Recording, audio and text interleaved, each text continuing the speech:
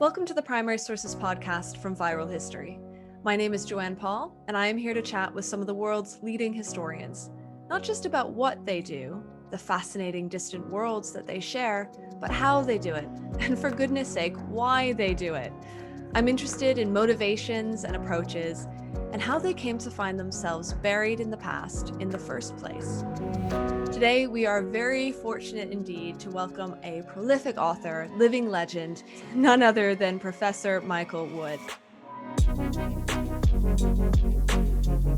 Welcome, Professor Wood, to the podcast. Thank you so much for being here. Thanks, Joanne. It's lovely to be with you. Well, I have to say, I mentioned to my mother-in-law that I was going to get to chat with you, and she just exploded. Huge fan of your work for many years now, I think. I think you inspired her to study history at university, actually. So big thanks to you. That's great. I mean, one of the great things television can do, it's not a great medium for ideas and argument, to be honest, but it's a great medium for telling stories, and you can inspire people. And I think, obviously I've been making documentaries for a long time, and it's really great when people come back and say, oh, I got into that because of seeing one of your films. It's a real delight when that happens. It must happen fairly frequently for you that people have been inspired by what you've done. Well, quite frequently, actually. Yeah, it's really delightful, especially in the area of English medieval. What we used to call Anglo-Saxon, well, we still do, and Viking studies and all that, but also in the classics, actually. I've done quite a few films in the classics, and Alexander the Great and the Troy legend, and those shows really still encourage a lot of people, excite a lot of people. So I'm really pleased with that. You look back over doing things on television, which is such an ephemeral medium, and it's very nice if the shows have an afterlife and people love them. Well, in a second, I'm going to ask you what inspired you to get into history, but first I'll introduce you a little bit. Let me know if I get any of these numbers wrong. Numbers are not my strong suit, but on my count, you've published 13 books, hosted 11 documentaries, and some 20 television series. Is that about right? Well, I've made a lot of series, but yeah, about 120 documentaries. About 120 individual documentaries. And then in terms of the books, I don't know how many books, but obviously I've also contributed to a lot of books. And then my secret life with my academic hat on, the kind of peer-reviewed papers that are teeth-grindingly academic, there's quite a lot of those as well. And they take about 6 years to publish. Some of them even stepping into areas I think you've stepped into, Joanne. Yeah, and we'll talk about that, hopefully. You're a professor of public history at the University of Manchester, and last year you were also awarded an Order of the British Empire for your services to public history and broadcasting. So to say that I'm humbled to have you on the podcast doesn't quite cover it. It's really wonderful to have you here. That's very kind, thanks. I was always a bit iffy about the empire bit of an OBE. I don't understand, especially in Tony Blair's era, why it wasn't changed to either the British Commonwealth or the Order of British Excellence or something that took that away. And it looks like carelessness now with the present climate on imperialism and colonialism and Black Lives Matter and all these things which have been, whose antecedents were clearly measurable to anybody with any sense a couple of decades ago. Why they didn't change it, I don't know, but it's very nice to be given it. And my kids said it's a bit churlish to Dad, just accept it and don't. So I'm very happy to have it. Yeah. Did you consider turning it down at any point? It went through my mind, but just because I really think the name should be changed. That's the issue. I really do think it should be changed. Yeah, I would certainly agree with that. Now, before talking about the subjects of your research, which of course have been very varied and wide-ranging, I do want to get a sense of your career and this idea of being inspired to study history. What first got you excited about studying the past? It's such a difficult question, isn't it? And I'm sure all the people on your podcast have said the same thing, because, what is it?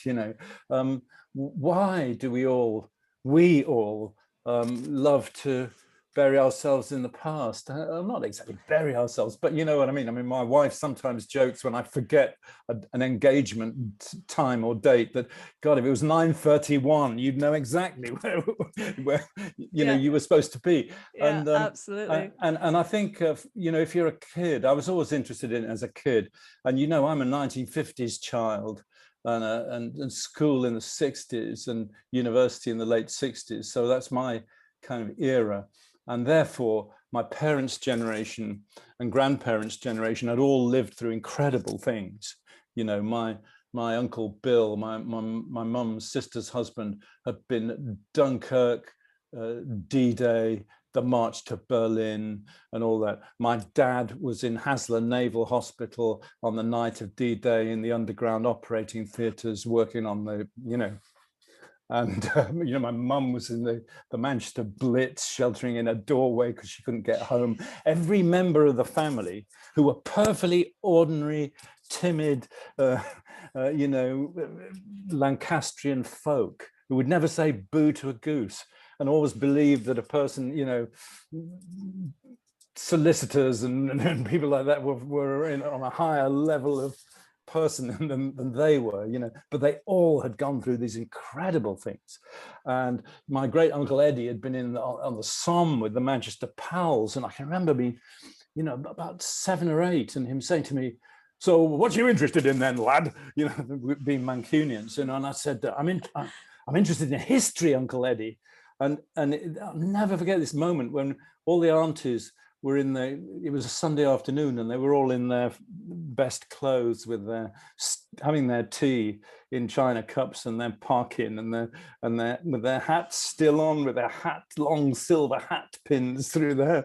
And Uncle Eddie undid his belt and dropped his trousers, and there on his legs were these horrendous shrapnel scars that had never really healed. And he just pointed down and went, "That's history, my lad." And so I don't know whether, there's one thing, which is everybody telling stories about history, and some never recovered from it. Some just got on breezily and with their lives. Uncle Bill, who'd done all those incredible things from Dunkirk onwards, just went back to being a Manchester accountant and growing his dahlias. Uncle Sid, who'd been torpedoed, my father's brother, and sunk in the Mediterranean and swum through burning oil, and then had the kind of sensory overload of Cairo, and became, never married, almost lost himself in making ship models whilst working as a clerk in a button factory. And you could see that in the different ways. My father was a dispensing chemist who was almost the sort of the doctor in a back-to-back area of Manchester where it was hard the doctors were overloaded. But he was obviously terribly affected by, seeing the dead. Of course. So all those stories really get you as a kid, don't they? And there's something else though, which I'm sure we all share as historians, and I guess you will share, which is that in some way, it's not just that intellectually we want to explain how we came to be, what's made us who we are. It's that we don't want to let go of the past. We somehow want to put life back into it, so that those lives lived in the past still can have value and meaning, even if it's a medieval peasant, And I'm sure that attitude has affected my filmmaking. I mean, I once, in a fit of, sometimes you do these things, and I made a film about a woman villain in the St. Albans Abbey estate, just using in the 1200s, and the entire film was based on a handful of quite a few entries in the court books of Codicot in the St. Albans. And it was just one of those things where the commissioner said, "You haven't got anything on, we're doing a series on the medieval period. You haven't got anything on the proletariat, have you?" And I just, proletariat. And there were all the films were about kings and bishops and that sort of stuff. And I said, "I'll do your film about a villain, and I didn't even know whether I could really make the film, you know, but Yeah. somehow it was a symptomatic that you want to kind of rescue that living, breathing person and bring her back to life. So that's a very long answer to your question. I'm sorry, but all these things you think. Of course, you never think about it when you're young, do you? Why do I love this stuff? It's just really interesting. Yeah, it's part of the sort of the drama of ordinary life, and as you say, the connecting to these people as you sort of recover them, you feel connection to these distant lives and these distant people.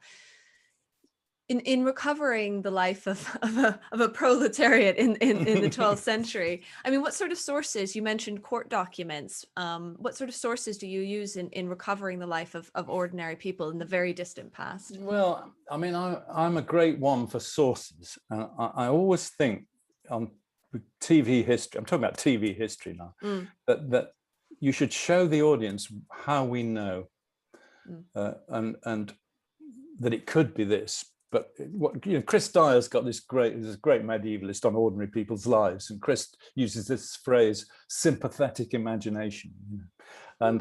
And so you have to have sympathetic imagination for the ordinary people of the past.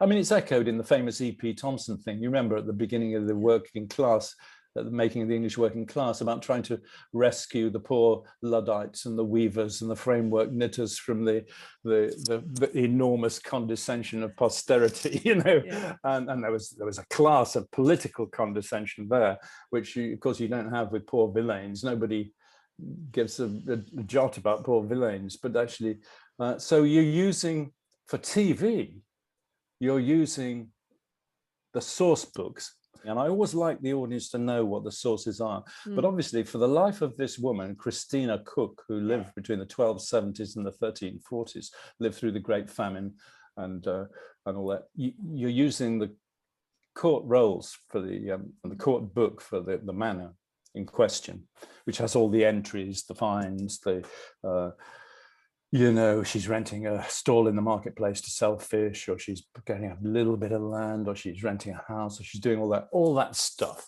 But you use a whole variety of other things, and that included osteoarchaeology. That Warren Percy, they'd excavated the graves of people of that level of society from that period.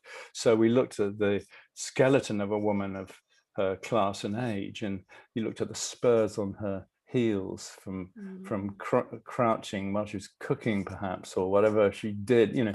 So you use a whole variety of things. There'd been an excavation down in Sussex of a medieval peasant house, and by brilliantly delicate investigation, they'd recovered what was in the cottage garden. Amazing. And we got an old gardener to come in and go, wow, it's dreadful stuff, you know, it tastes like cardboard, but in the middle of the Great Famine, this was, you know, and so we used a whole variety of sources to try and bring an ordinary person's life, you know. So it's not like doing Anne Boleyn. Yeah.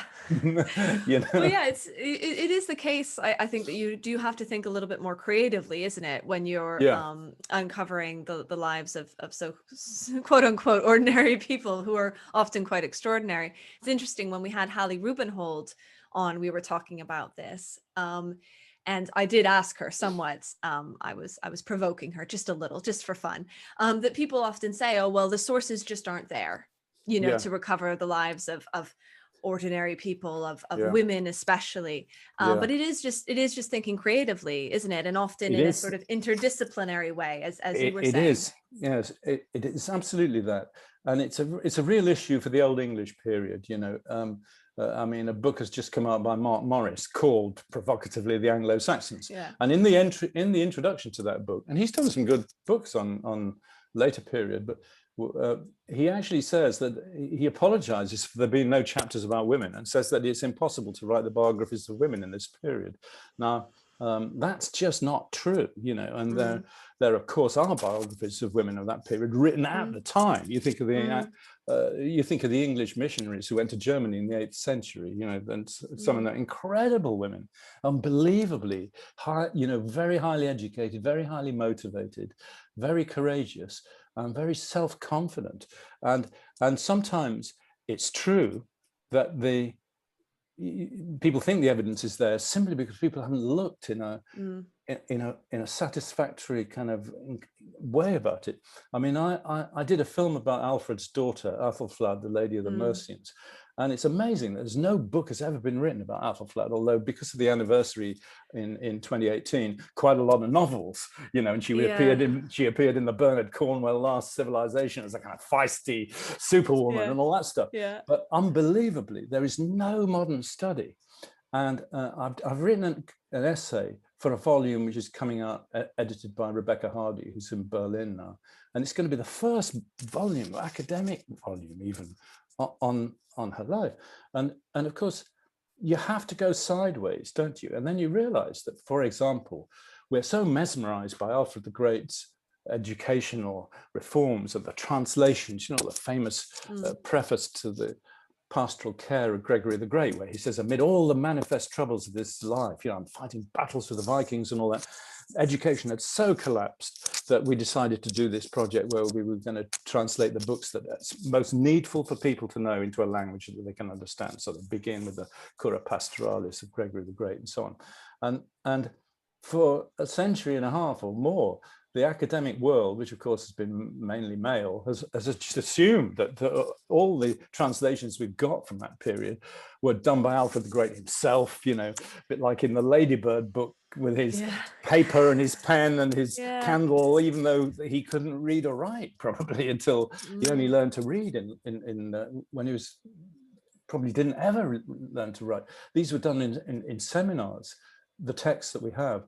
But when you start looking in Athelflaed's Mercia, you realize that there's a whole series of texts. There are texts, prayer books that maybe have made for women and maybe even by women.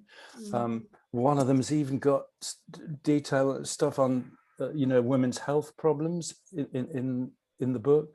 There's a series of manuscripts which have simply not been examined, including one which deals with heroic female figures, Saint Juliana, Saint Helena, the finder of the true cross, Saint Margaret of Antioch. There's a vernacular life of Saint Margaret of Antioch, specifically as an exemplar for women, with the courageous facing of male violence and the likelihood of rape and of all the things that women faced in these, as they do today in war zones and all that. These almost fairy tale lives were validated women's experience, and we've completely ignored the fact that these texts are really important texts about women's lives. And all these texts are produced in that period between probably the 890s and the 920s in Mercia. And yet no connection has been made between them and the court of Athelflaed, the Lady of the Mercians, you see. So all I'm saying is that if you were to write a biography of Athelflaed, and it would be difficult to do, it can only be written by extremely sensitive scholarship, which looks at all these unattributed manuscripts. And I know I'm probably getting into teeth grinding detail here that you don't really need for a podcast, but it just goes to show. And all the way through, there are texts which are, I mean, I was talking last night, doing a piece and talking about the will that was shown in the exhibition in the British Library on the Anglo-Saxon kingdoms. And it was one of those things when we were all on the committee saying, well, at the beginning, what would you like to see in it? And I was great scholars. I was just the media rep on the committee. But I said, well, I'd like to see this book, which is amazingly a 4th century book from Africa, probably brought by Hadrian, who Bede says was an African. So this guy who became the Abbot of St. Augustine's in Canterbury and lived in England for 40 years and was the powerhouse behind the great educational project that was inaugurated in the 7th century, maybe the most important African in British history. And you can't read a book about him. The other manuscript that I said, look, it's a scruffy manuscript and it doesn't tell you very much, but it's a will of a woman in the 940s or 50s. And she's not and it's the first will of a woman in British history. And she's not the highest level of society, probably. I mean, she had farms, and she was quite well off. And it's the great care she talks about her. She's widowed. She's disposing of her property in a way that, for a long period in later history, you couldn't do. Confidently disposing her property. She talks about the estates that she administers. She talks about my red tent and her horses. She's obviously actively went about. She's looking after her daughters, one of whom's already dead. And then she says, and at the end, to my daughter Athelflaed, I leave you all the books. And you go, what? And this is the 940s. This is the Viking Age. So I suppose I'm rambling, but that's the intriguing thing about these things, is that the sources are sometimes there and you don't realize it because the scholarship has always been directed in a particular way. And women's history didn't exist in my student days. There was no course or paper even. Yeah. It's not that the sources don't exist. They might be thin on the ground, but that they've often been dismissed. I find that in a lot of the work that I do, that there's all these sources, there's these interesting texts written by women or about women, but they've gone, oh, well, it's just pious writing, or it's, they find some excuse to sort of undermine it instead of looking at it for what it is. Yeah. I want to go back to what you said about really connecting the audience with the sources. Because one of the things that, Paul and I both noticed in your documentaries is there aren't very many reenactments in your television series. And instead, you tend to be working directly from the source and just describing. Yeah. What sort of other techniques do you use to try to get the audience to understand where these ideas are coming from and the importance of the sources that you work with? Yeah, I mean, film is a very simple medium. It is pictures, sound and sound effects, music and words. And the order that you put those together and the timing of those things is what makes a film work or not, I always want people to feel as well as to learn, and which is sometimes a dangerous thing, because it means you construct things as a story where sometimes the story is not perhaps quite there. But that combination of words and music and pictures can be very powerful and very evocative. And my feeling has always been that reenactments, in the main, don't let the audience's imagination work. They have to be really good. I mean, I like costume drama, don't get me wrong, but for ordinary documentaries on TV, unless you've got a huge budget, better to let the audience's imagination work. And so that's the principle behind it. So I've preferred to show landscape and the living culture in the landscape where possible. So if you're making films about we did a series on the Spanish conquest of the New World, and we followed the roots of the stories of Cortés and Pizarro in Peru, Orellana across the Andes, and so on, Cabeza de Vaca in Mexico and in Texas. And in the main there, it was simply following the landscape and telling the story. So the role therefore of the TV presenter is as the storyteller. But all along, you use the living cultures to illuminate what they might have encountered. And in some countries, that is easier to do than others. A big series on the story of India, of course, the living cultures have come down very strongly everywhere in India, where you're not in modern urbanism, but especially, for example, in the south, in the Tamil culture, the last classical civilization. It's been called by one great Tamil scholar, and the great temples of the 10th century are still living institutions, and they still follow the liturgies that were laid down by the great kings of the 10th century, and the oral traditions of poetry are still current and unbroken. So there, for filmmakers, it's absolutely great. You want to film one of the great arts of the South, bronze casting, and the masterpieces of which saw fairly recently, the Royal Academy in the bronze exhibition and the Cholan exhibition. The 10th century bronzes from the south are just, there's nothing like them almost between the ancient Greeks and Donatello. They're really fantastic. And there are still lineages of casters, Sthapatis, who trace their lineages back to the Kaveri Delta in the 10th century, who are still practicing that art, you know. So when you've got film possibilities like that, then it's absolutely great, you know, and you've just got to do that. And any question of reenactment would be really kind of naff. I mean, I quite favor readings. I mean, the last film I did, which came out during the lockdown, I made a film about the Chinese poet Du Fu, who, in a memorable line in the film, the great Stephen Owen, American scholar, said, look, let's be straight about this. There's Shakespeare, there's Dante, and there's Du Fu. these are the poets that helped. What did he say? They helped establish the emotional vocabulary of a culture. He said, wow, yeah, you know.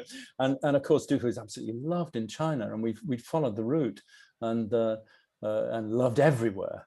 And I had an amazing moment there after we'd finished filming, when a wonderful scholar from Changsha played me. She, just as we were packing up, played me a little sound recording that she'd picked up in the countryside of what was purported to be orally transmitted traditions of how the musical settings of some of these songs, which are from the 8th century. And it was the most amazing thing. So I'm always looking for, I suppose, in a dream world, you're always looking for that kind of thing. But most of my documentaries are probably fairly run-of-the-mill, a bit of storytelling, a bit of music, and a bit of that. But it's those moments that you're really, really looking for. And I've sometimes gone out of my way to find those. When we did Alexander the Great, following the route of Alexander the Great all the way from Greece to India, through Iran and all that, I'd been quite interested for a while in the Iranian storytelling tradition, which really only survived post the revolution as religious, you know, for religious festivals. They tell the story of Imam Ali and the Battle of Kerbala and all that, but they used to tell all the great poetry, you know, Ferdowsi, Rustam and Sorab, and all the kind of tragic tales, you know, great medieval epics. And so we approached one of the old storytellers, and they'd been, after the revolution, the old storytellers who did that sort of stuff had been really banned from playing as un-Islamic, you know, so only the people who did. And we went to see one of them, and we asked him whether he would come out of retirement and actually do the Alexander and Iskandar and Dara, the Alexander the Great stuff, you know. And he drew himself up to his full height. And he said, "I will do it for you." And then he arrived at the location, which was a big coffee house in the center of Iran, and with a big audience there, men and women who were there anyway. And we told them what we were going to do. And he put his storytelling jacket on with his storytelling staff. And then he stood up and he told the story of the killing of Darius, and the audience were just mesmerized. And we later took him to a village and got him to do the same thing. And people were coming up going, "Is this Ferdowsi? Is this Ferdowsi?" And in fact, it was so incredible that he then, with the permission of the authorities, he got a regular slot back in the cafe in Tehran. So those kind of things are great. And then Story of China, we did the same. We went to the storytelling houses of Yangzhou and got the storytellers who had been cut off by the revolution and only doing communist claptrap on, you know, the Long March and all that. And again, we went back to their old repertoire, you know, the Taiping Rebellion and the 19th century and the great events. And they did bits of these in storytelling house with an audience with their bowls of noodles, you know. So yeah, this is a roundabout way of saying every which way you try to conjure a living link with the past, which is not just a pure confection. It's so interesting too, because those are essentially oral histories. And I think people who study the distant past have a tendency to dismiss the idea that they'd ever get anything like an oral history of that period. But sometimes it does endure, as those examples show. Yeah.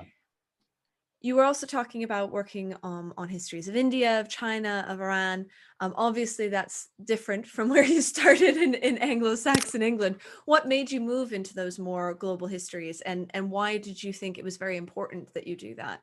I did postgraduate research under Michael Wallace Hadrill, who was a very famous medievalist who was interested in the relationship between Europe and Britain in the Carolingian age and the first Renaissance of Charlemagne and the kingship, Alfred and Charles the Bald, and that fundamental shaping moment in European history, and the Carolingian Renaissance, tremendous influence on everything, you know. So I was a graduate student under him, and I hadn't finished the work that I was doing, which was about the Athelstan period. It was about this moment when the Kingdom of England emerges rather fast in the early 10th century, but there are so many gaps in the sources that it's not really easy to somehow delineate how it happened and what exactly happened.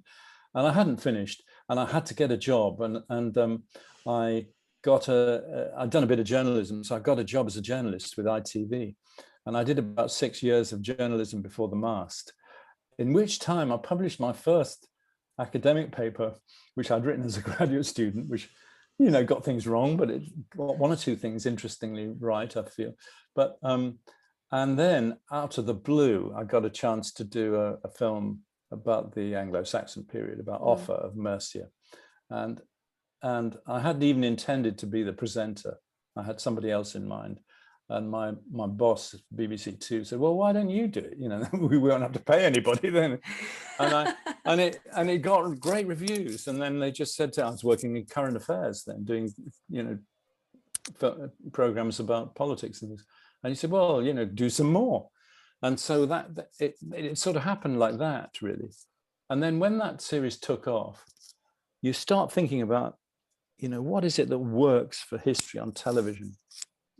And that sense of a search, which I'm sure you agree is, we're all searching. Nobody knows the truth about things if they're a real historian. You kind of, you create hypotheses, you try things out, and you try and create narratives, and some of them with more confidence than others if you've got primary sources. But and that really worked, and then I did further series, and gradually it expanded outwards, you know. And then I realized the combination of landscape and history and living culture works really great on television, and especially with travel. And I'd done one or two travel films for the BBC, and those great railway journeys of the world through southern Africa during the war in Rhodesia. And then I did a film in the series, won the BAFTAs for in the Congo, where we went up the Congo on boats, you know,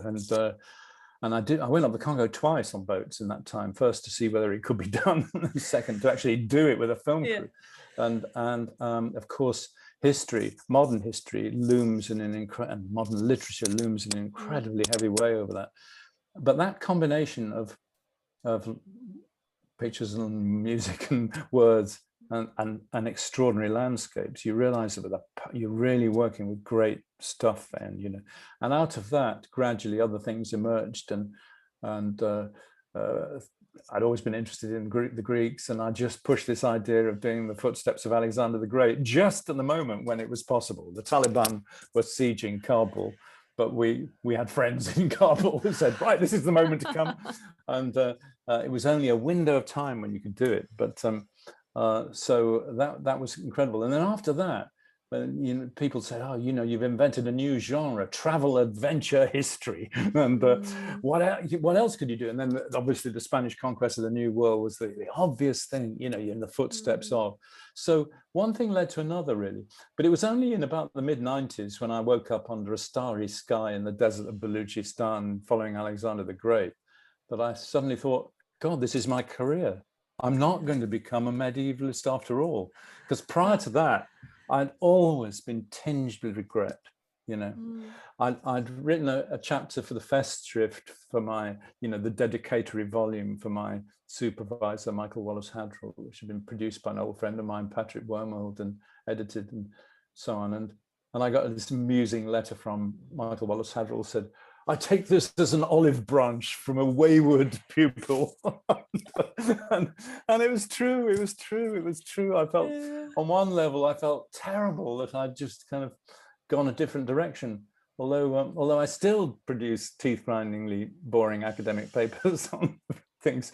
So it was a haphazard, strange kind of thing, and then you realize the opportunities of TV are so interesting once you get to, well, it's great to make TV films of any kind, but once you get to the point where PBS were co-producing all our shows in America, and Alexander the Great did huge in America, and then you get further, and your story of India goes down really well in India, and then the response in China to the story of China and the Du Fu film has been incredible. We've even had President Xi Jinping talking about our films.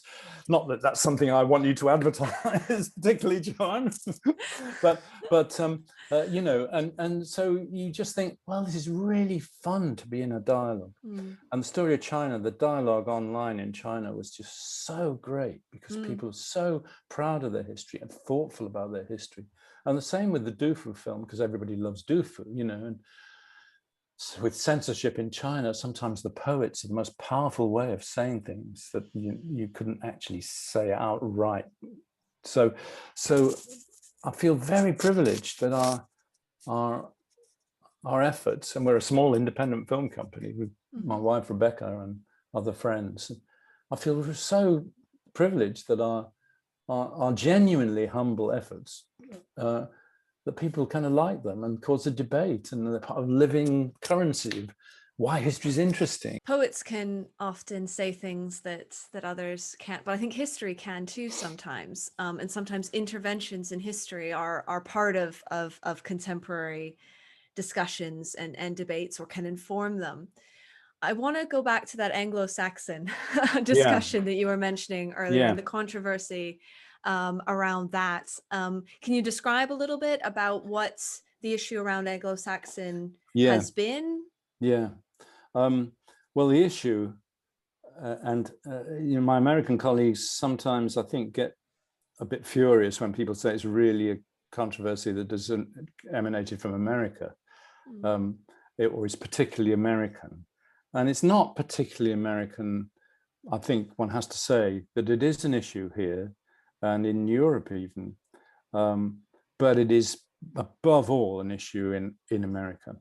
And it's the tying of the phrase Anglo-Saxon to racist ideologies. And I wrote a piece about this, and therefore a movement began, especially among young medievalists in the States, to try to get rid of the term. And they began by saying that the term was was anachronistic, that it was really not a contemporary term used by the early English, and that it should be replaced. And that included the major international society of the Anglo-Saxonists. So they wanted the name changed, and the name indeed has been changed to the Society for the Study of Early England. And there's a great deal that needs to be thoughtfully considered about this.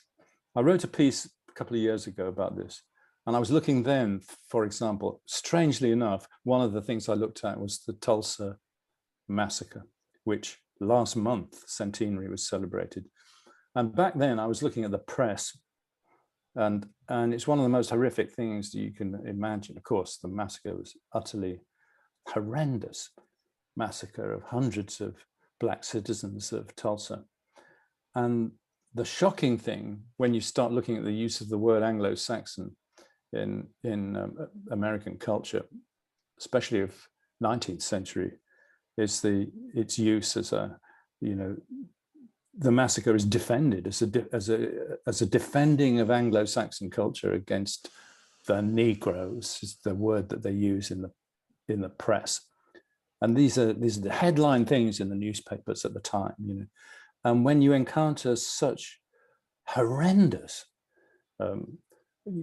language to accompany such horrendous deeds, there's something really terrible going on. And I was looking at all that because, of course, Jefferson founds the Republic on the basis of purported Anglo-Saxonism. I mean, you know more about this than I do, Joanne. It's your cultural, it's your studies, but you know, they believed they were almost establishing a republic on the values of the free, democratic Anglo-Saxon peoples. So to cut a long story short, it's become a term which is used by white supremacists everywhere in America, and even to a small degree in Britain. The difference in Britain is that 99% of people understand when you use the word Anglo-Saxon, it means the people who lived in these islands between 500 and 1100, and I do lots of talks at schools, I talk to teachers and all that. And to claim otherwise is kind of, you're really being polemical rather than accurate. That's how people understand it. It doesn't have a racial connotation, except to certain white conspiracy theorists, of whom there are not that many in Britain, to be honest. But thank goodness. So yeah, thank goodness yet. But so the question is what's to be done?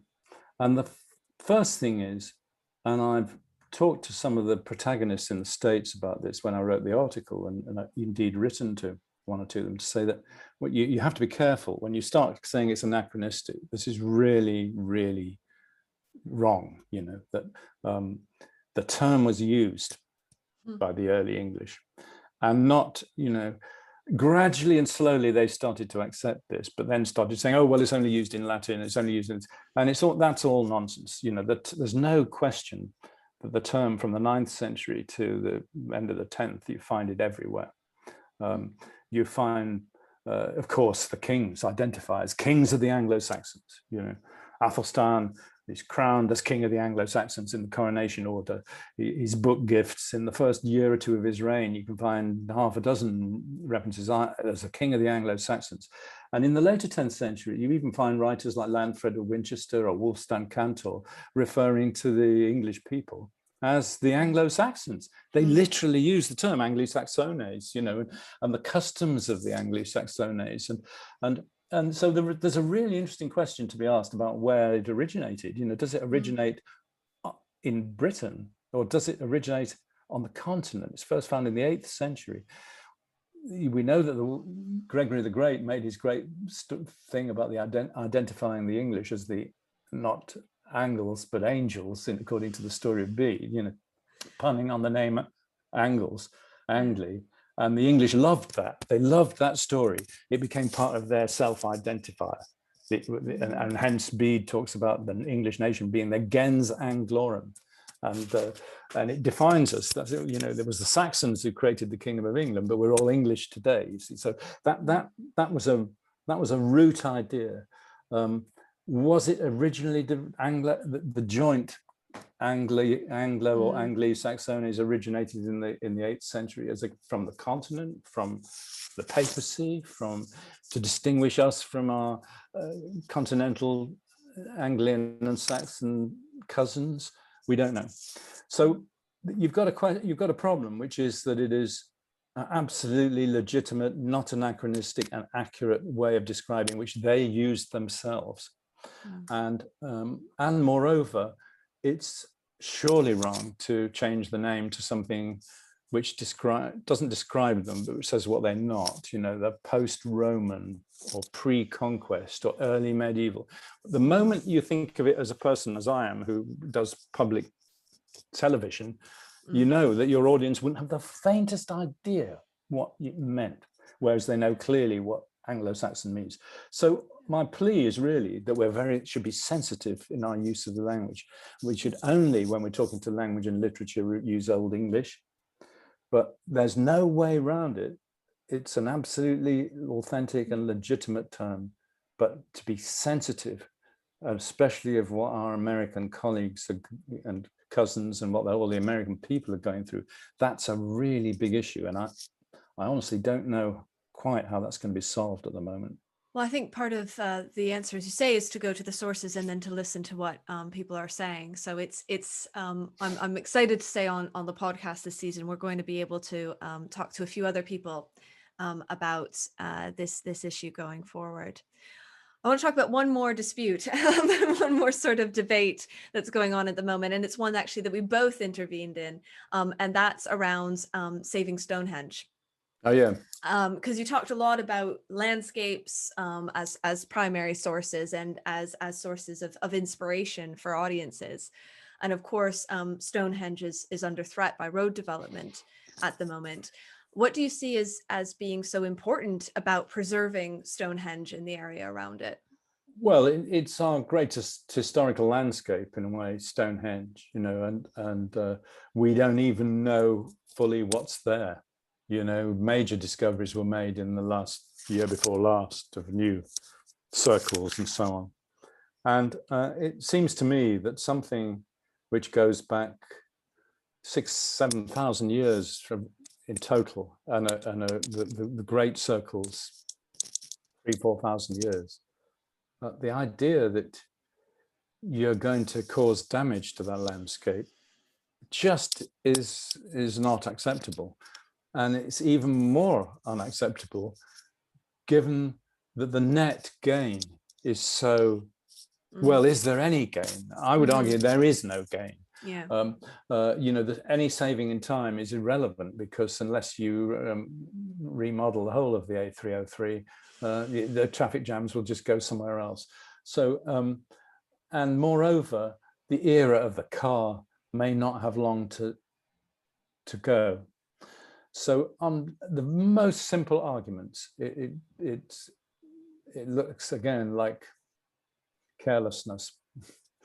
I'm sure a lot of people will make a lot of money out of it, and that's one of the things that really concerns me at the moment, because you can see even in a great national emergency like COVID, real serious corruption has taken place and is established by the Good Law Project and acknowledged. And if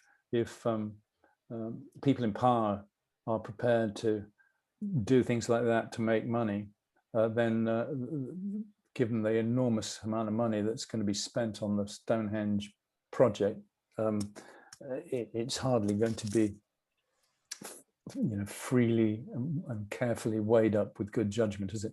But it seems to me to be a worthless project, and there's probably many other ways of sorting out that. But leave that landscape alone. We don't even understand that landscape properly, and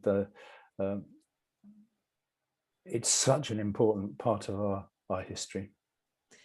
Yeah, I'm talking to Nathan Ammon on the podcast and Helen Carr. We talked a lot about landscapes and historic buildings and historic sites as primary sources. It's setting fire to a manuscript, isn't it? It's absolutely destroying what the fundamental units of how we study and how we understand the past. You've only got to go to just China, where of course internal tourism is so ginormous. 5 billion people, some enormous number of journeys are made every year. I can't remember what it is, and the history industry there is incredible, and they're reconstructed buildings everywhere, the new old, as they call it. But they very frequently, especially with urban historical landscapes, pay little regard to anything beyond the perimeter of the specifically designated historical landscape, whereas, as we all know, there's a much wider context for enjoying it, understanding it, visiting it. Yeah, it's just a very bad idea. I'm going to ask you one last question before we move on to our quick fires, though perhaps it's a big one to end on. As I mentioned, you're a professor of public history at the University of Manchester. What do you take public history to be, and what do you see as its role? I think public history is explaining to people, showing people that history really matters, that we can't really understand who we are, where we've come from, without having a grasp of real history, not fake history. And that can be very it's very damaging when historical narratives are twisted, as we know from authoritarian states. And you've only got to look at the debate over Brexit to see how false ideas of equivalence led us into an extraordinary situation where, you know, if as we are told, democracy is based on the informed consent of the electorate, and people would be interviewed saying, "Oh, I know what I voted for," but you were misinformed, you know. So that's a big picture politically, but history gives value and meaning to the present. It tells us where we come from, and you've only got to look at. We were talking at the beginning about where we get our first history from, the experience of the parents and the grandparents and the experience of the neighborhood, and then your town, and your perspective moves out as you understand more about how we relate to our the body politic and the nation and the nation's past. And these are big issues at the moment in Britain, aren't they? You look at the you know, the question of imperialism and colonialism, and the fact that we're living with such extraordinary myths about the nature of imperialism and colonialism is a terrible blow to us. You know, when I was a student in the late 60s, I honestly thought with the feminist movement and the you know, anti-colonial movements and all these things, the new histories, that there was a trajectory of progress. And now I'm slightly dumbfounded now that we can have a prime minister who was educated at Eton and Balliol, who sends a letter saying that we can't rewrite our history. I thought that was our job. Yeah, absolutely. Couldn't agree more. All right, I'm going to move us on to our quick fires. So best you can, answers off the top of your head, but to fill us in on your thinking. I often ask a time machine question in the quick fire. So I'm going to give you one, but I'm going to put a slight spin on it. So you're given a time machine, which can only be set to 1 year in the past, but you can use that machine to travel all around the world in that year. What year do you set it to? Wow. Okay. If it were only England, I'd say 1597, London. But if it's around the world, I'd have to say sometime in the 930s, because the Five Dynasties China, Fatimid Egypt, Cholan India, that period of the 10th century across the world is absolutely fantastic period. So that's the most interesting global year. The most interesting history. Global year is the 10th century, towards the year 1000. Yeah, a year around there, you know. But if it was just personal to meet somebody, it would have to be the 1597 London, the Blue Boar Tavern in Cheapside. And yes, I was going to say, you know, I think I know why you're going there, but do you want to tell us? Well, you know, Shakespeare's Henry IV plays, the career just going off like a rocket, the incredible culture of the time and the excitement, visceral excitement and rawness of the culture. Shakespeare on a roll before he becomes, you know, by appointment to His Majesty, and wears his liveried jacket and all that stuff. When he's sold out, when he's still a hungry young artist, you know, who has to come on at the end of his play, having been attacked by the Cobham family, going, "Look, any resemblance to any person living or dead is pure coincidence, and I promise you that the author next time will," you know, all that. I mean, just great. So you'd have a pint with him then?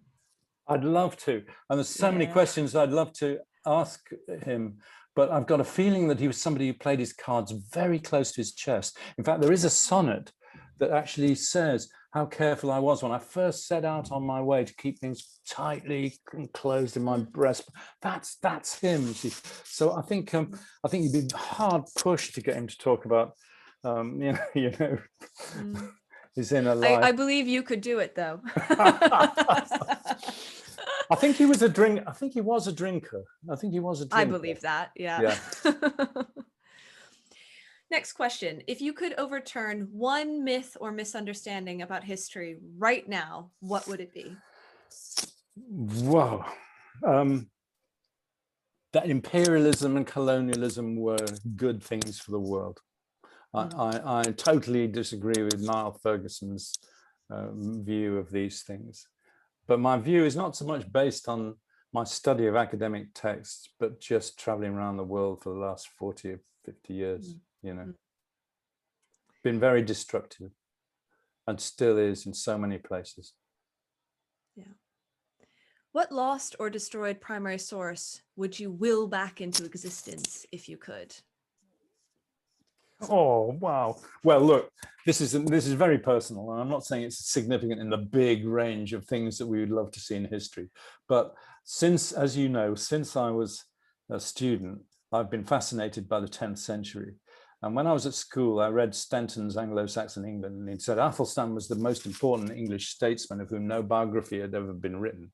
And that was what I determined to set out to do. But other people have kind of got in before me, really, after I did films about him, and thought that's fine, you know. I needed to do more work on it because there's still stuff to be decided. But in about 1125, William of Malmesbury, who's one of my favorite historians, probably in Glastonbury Abbey, found the lost life of King Athelstan. He found a full-length verse life of Athelstan, and in a manuscript probably prefaced by Alcuin's Letters on Kingship.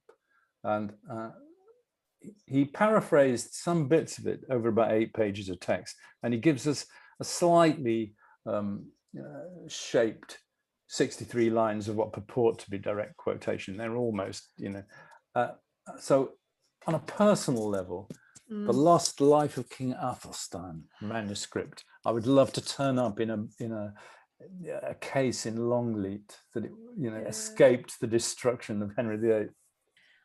Actually, we have a Desert Island Docs question, Desert Island Documents question. What primary source would you be happiest to be stuck on an island with?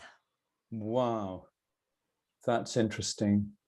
Assuming the island could preserve the document. Yeah, I mean, did not endanger the document to take it with you. Yeah, well, Desert Island Discs does, of course, give you a primary source. Well, two, actually, don't they? The Bible and Shakespeare.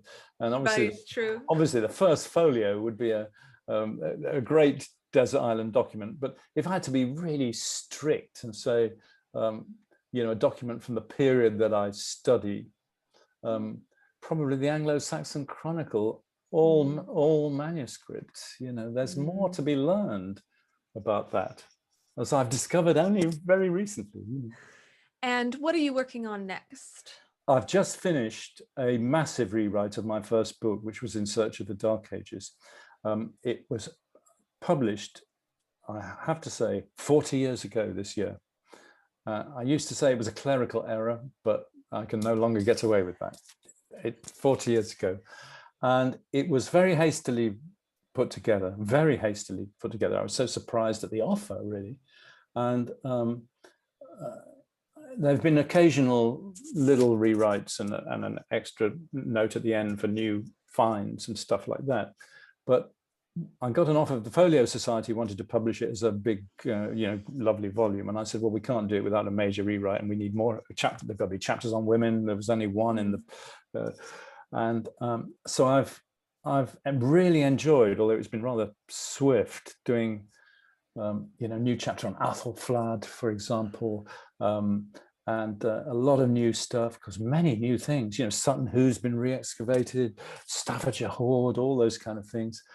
I've written 4 more chapters for a prospective trade edition next year with more, you know, Eadgith, the Queen of Germany, who was an Anglo-Saxon princess, you know, and lots of new sections on women of the period.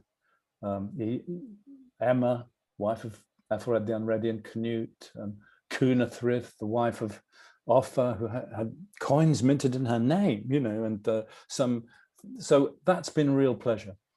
My book on the lost manuscript, long delayed, dear Oxford University Press, stuck with me all this time. I hope maybe is going to come out, The Lost Life of King Athelstan.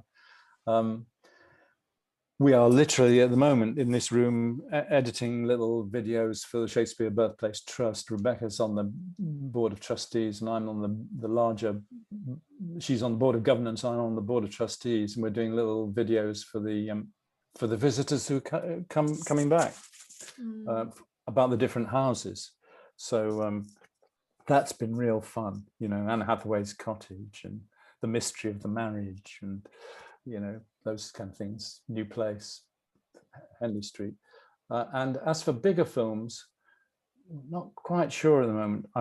I've developed this really nice idea about the first British mission to China in 1793, the Macartney Embassy. But just at the moment, things have got so difficult in China. It's impossible to take Chinese co-production money. So we'll see. We'll see various little projects. I've got a little book. And a few fairly big ones as well. Yeah. When is the new version of In Search of the Dark Ages coming out? Well, Folio Society very soon, this summer, I think. The proofs are already gone. And then the trade edition with more chapters on next year. And I continue to write for BBC History Magazine. I do a column and reviewing things. I found myself slightly against my better judgment involved in the latest round of the Brunanburh controversy, which has now become rather big, with Bernard Cornwell writing introductions to books by American profs who are not historians, don't seem to quite get the idea of what primary sources do or don't say. But I'm a lone voice on that. Final question, and I think it's a big and important one, and one I'm really interested to hear what you have to say on. What advice would you give a historian just starting out in their career? Well, never lose your passion. That's the most important. You know, what drove you, those feelings that we talked about at the beginning, the desire to bring the past to life. And so never lose your passion, and work hard on the grammar of it, as it were, the sources, the detail. I always regretted, I'd done modern languages at school and I never did Latin. You know, I had to do a crash course to get into Oxford, and I've been a medievalist, you know, so, but I've always felt as if I was several steps behind on that, you know, especially given that this new book is very heavily an examination of a Latin text written in the 12th century, ghosting a text written in the 10th, and I realize how incredibly hard I'm having to work because the grounding was not good enough. So, but it depends what area you're going to be in. If you're going to be a modern historian, modern languages will see you fine. But the most important thing is to not lose your passion, I think, and not give up if you want to be a historian. It is easy to sort of lose sight of those reasons that you started out, I think, especially, well, whether you're doing sort of the freelance thing or whether you're in the academic grind, there are all these sort of bureaucratic things that you have to be doing that can feel like it's distancing. So how do you keep that passion alive? Well, I've just been very lucky in that we're free people. You know, we've made our little film company. We've made the films over the years. We can choose what we do and what we don't do. And but curiosity takes you a long way, doesn't it? You know, I mean, I'm not. You know, when I think of the journeys we've done in the war in Afghanistan or the Congo or the Hindu Kush or the. You know, I'm not a particularly brave person, but curiosity, kind of, you've just got to see that, you know. So I think that's one of the big things as a historian, don't you think? You could discover something new every day, even with such familiar subjects, you know. I mean, I've just wrote recently an academic article about this famous controversy about the Battle of Brunanburh in 937, and I went back over the manuscripts. And I went back over the editorial conventions of modern scholarship. And the manuscript tradition clearly shows the spelling. There is a clear suggestion that the spelling is not what we accept today. And the editorial convention up to the famous edition of the poem in 1938 was to denote that. And it's leaving no stone unturned. Something that is one of the things I know most about in history is that period. And I never closely looked at each of the manuscript readings and the parallel readings for an alternative spelling that means something completely different. And at this late stage of my life, and it's published in an Oxford philological magazine, and teeth grinding detail about 3 people will read, probably not the American professor. And but it just goes to show, and I'm sure you found this in your work, that you can think you know things, but you come at them, as my kids used to say, slitty-eyed, from looking from one side, and suddenly there's something else. Yeah, there's always more to discover and uncover, which is what I tell my students as well, because they think, oh, you know, what can I contribute to this great scholarship that's been going on for hundreds of years in some cases? There is always something new to say. Yeah. I think we'll end it there. Thank you so much for taking the time to speak with us and for sharing your phenomenal career and your fascinating research with us. Just a reminder, if you want to hear more conversations with history makers like Professor Michael Wood, do subscribe to Primary Sources Podcast and follow us and Viral History on Instagram and Twitter, where you can suggest future guests and send along quick fire questions to grill them with. Thank you for listening to Primary Sources.